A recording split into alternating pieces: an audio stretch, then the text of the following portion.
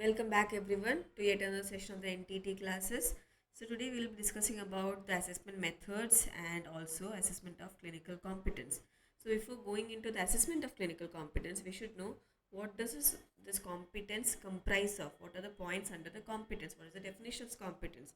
So competence will always be influenced by experience, and obviously knowledge, skills of the individual, and behavior of the individual, performance, and the end goal of the individual. Okay, that is a basic understanding of competence. Now when clinical competence comes into play, what is it?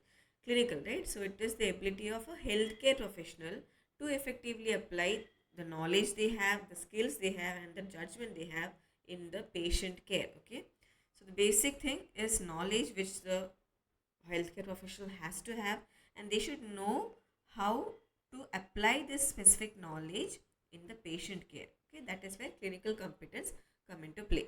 Okay, so the basic components or the key components on which the assessment is done is are the knowledge. Okay, first and foremost knowledge. We will see if the doctor or the healthcare professional or the student are having the knowledge of medical sciences or the procedures involved in the patient care or the guidelines, that is the ethics. Okay, if that is there in the patient or sorry, that is there in the healthcare professional or not. Next one is skills. Which skills? They are mainly the practical skills. Under practical skills we can again divide into diagnostic skills, procedure skills, and communication skills. All these things have to be understood. Okay, then next one is the judgment to make clinical decisions. Okay, sound clinical decisions based on the evidence, and it should be tailored to the patient needs. Okay, tailored to patient needs. And along with that, whenever they make clinical decisions, they have to take into consideration about the ethics. Code of medical ethics has to be taken into consideration. Fine. Next is professionalism. Are they maintaining professionalism, that is ethical standards? Are they meeting these ethical standards or not? Are they showing empathy to the patients or not?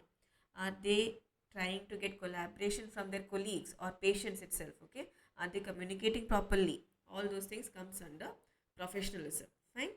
Next, moving on to the methods of assessing clinical competence. Okay, here we will be learning about OSCE, clinical skill assessment, WBM, that is work based assessments, or 360-degree feedback. These are different kinds of or different methods of assessing the clinical competence. First and foremost, we'll be learning about OSCEs. We'll learn about OSCEs in detail a little bit later. I'll just give you an overview. What is OSCE? OSCE are actually objective structured clinical examination. Okay, objective structured clinical examination. So clinical examinations are assessed, and they have to be objective and structured. So how it is done is a series of stations. In this figure you can see different doctors or different healthcare individuals are sitting at the different stations. There is something written on the board, right?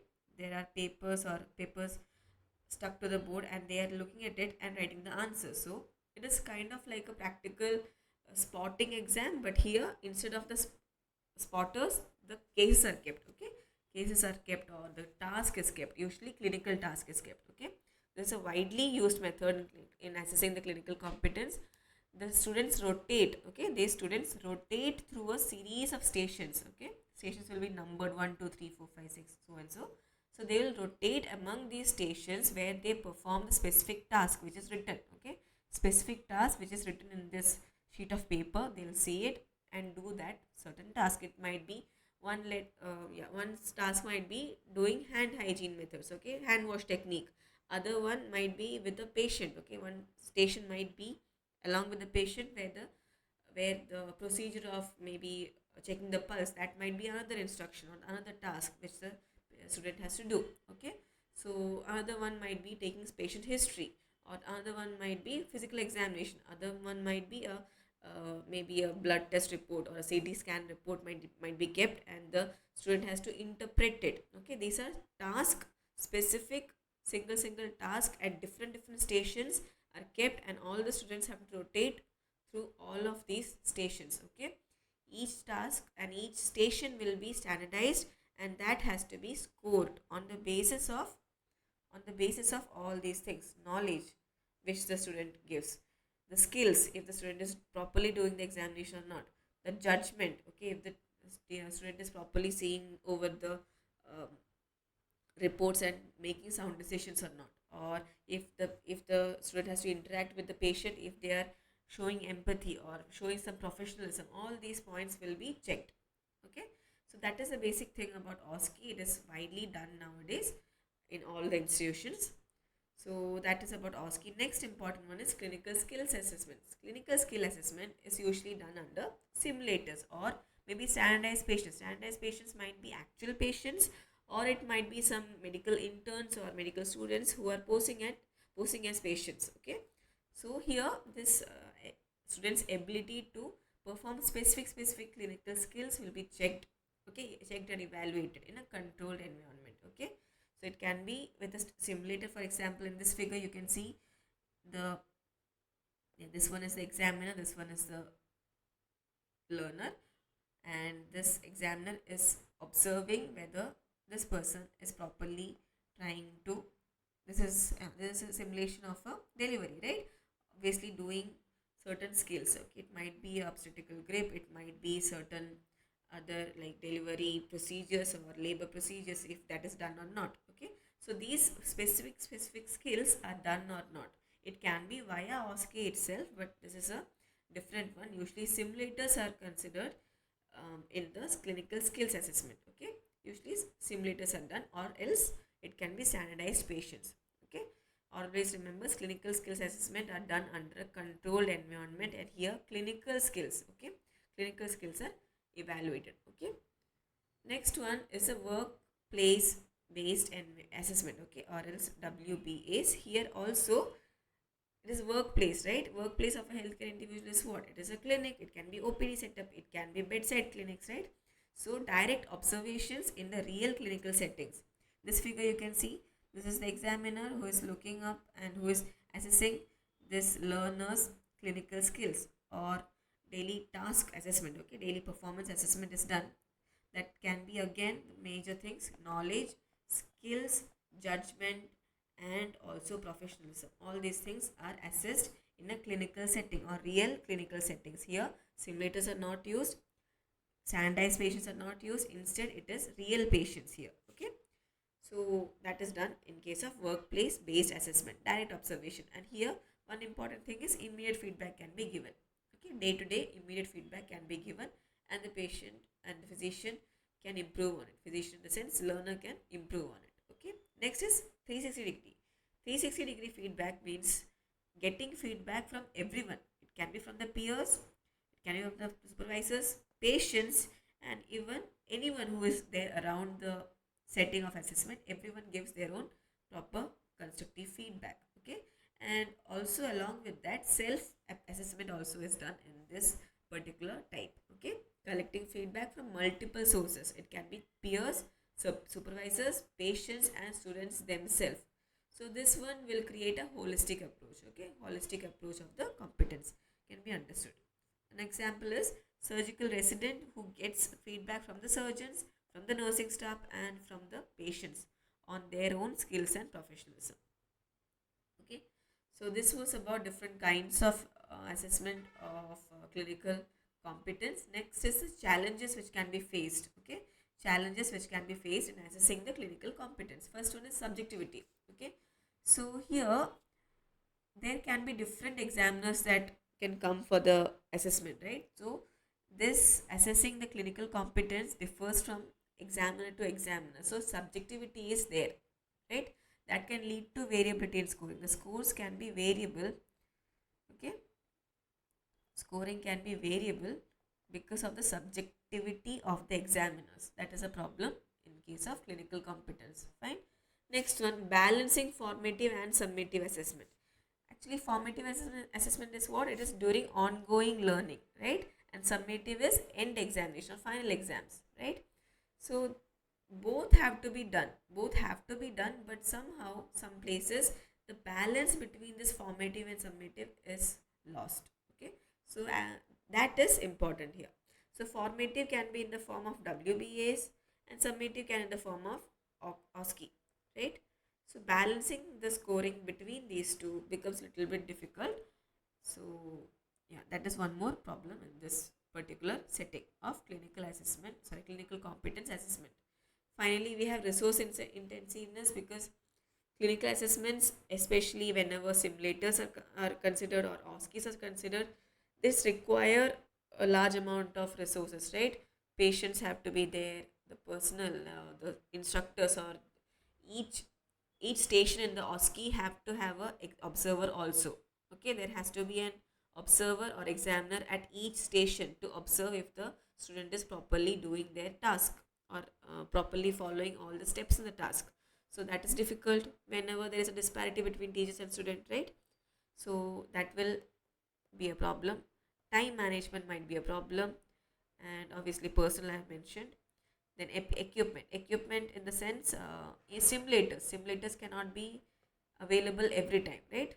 So these are the main challenges which can be seen in assessing clinical competence. Subjectivity, obviously, because of different examiners check for different things, and because of their subjectivity in observing, that can pose a difficulty. Next, balancing between the formative and summative assessment, that can cause a little bit issues. And next one is a resource intensiveness. Time, it is time consuming doing all these kinds of assessments. Personnel means the examiners, the patients, everyone, the instructors, patients, examiners, they are there's a scarcity between all those people, can face another, can be another problem. Next one, equipments mean the simulators. Okay, simulators or the different OSCE stations. Okay, that can again be scarce in certain institutions. So this was about the clinical competence assessment. Now we will learn about the feedback mechanism. Okay, feedback mechanism and the role of observation in the assessment. Okay, so here we will be learning about the major enhancement of learning via this observation and feedback. Okay, how that works. So observation is obviously, it is a core feature of all kinds of assessment. Unless and until the teacher observes what the student is doing, they can't assess, right? So it is very much important method for evaluating both the process and also the learning outcomes. Fine. So this one is very much crucial whenever the practical skills are assessed or behavior is assessed. Fine. Now certain important techniques of observation will be there. First one is structured observation and next is unstructured observation. So structured observation will always have a criteria and checklist. So it is structured. Whatever points the teacher is observing the students on, that is already predetermined or predefined. Okay.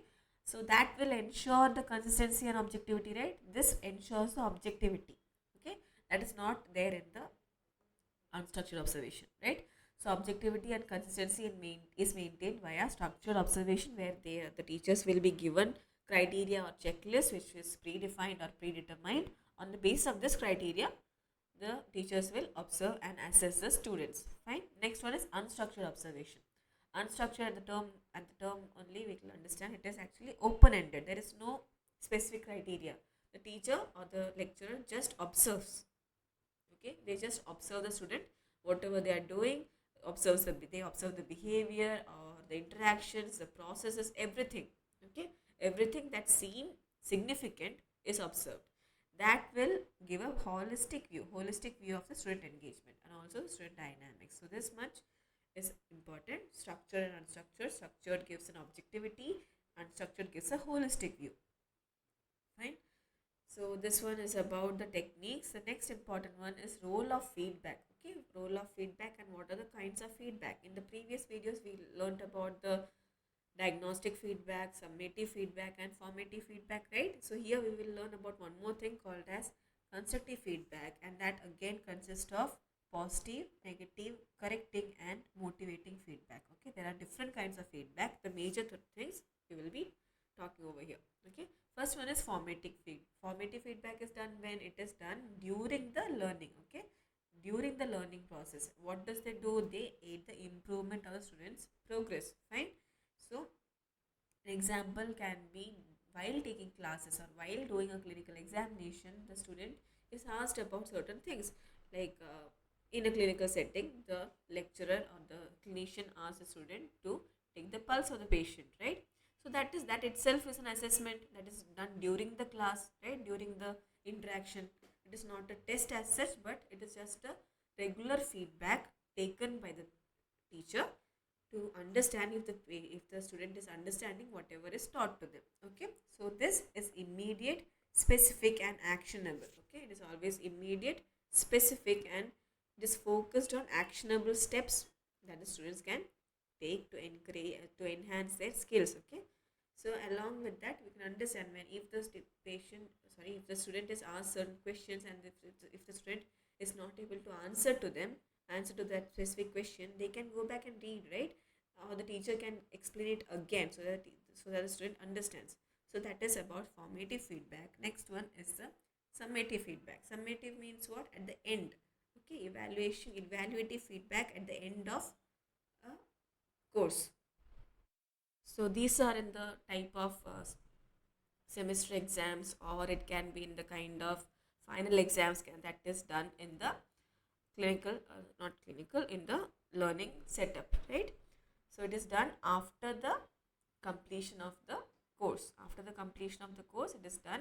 It's more of evaluative. Remember, it's more of evaluative, and this one is more of monitoring. Okay, it monitors. Formative is for monitoring. Summative is for evaluating. Okay.